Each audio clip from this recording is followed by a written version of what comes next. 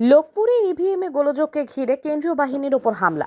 EVM মেশিনে গন্ডগোলের জেরে প্রায় আধ ঘন্টা ভোট বন্ধ রাখা হয়। ইভিএমে তৃণমূল প্রার্থীর জন্য নির্দিষ্ট বোতাম টিপলে বিজেপি প্রার্থীর পক্ষে ভোট পড়ছে। এই অভিযোগে ভোট বন্ধ করে বিক্ষোভ কেন্দ্রীয় বাহিনীর সঙ্গে খণ্ডযুদ্ধ বেঁধে গেল দুবরাজপুর বিধানসভা কেন্দ্রের খয়রাসুর ব্লকের বুধপুর গ্রামের 65 নম্বর বুথে। ভোটারদের অভিযোগ, প্রথমে 200-র মতো ভোটদান হওয়ার পর বিষয়টি ধরা পড়ে।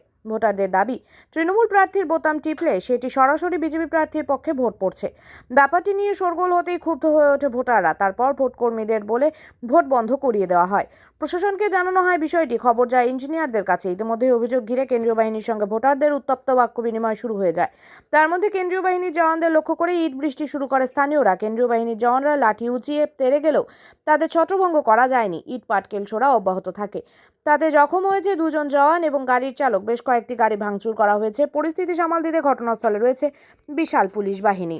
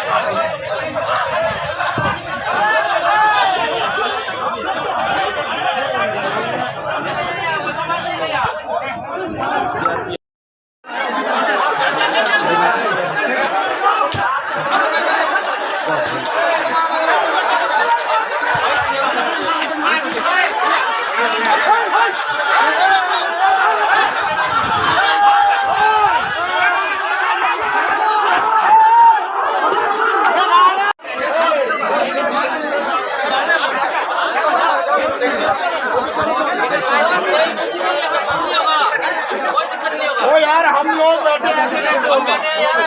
और फोर्स आ जाएगी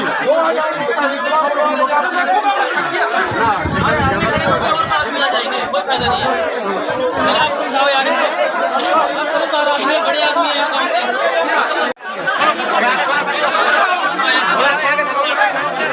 चले जाओ भैया, चले जाओ।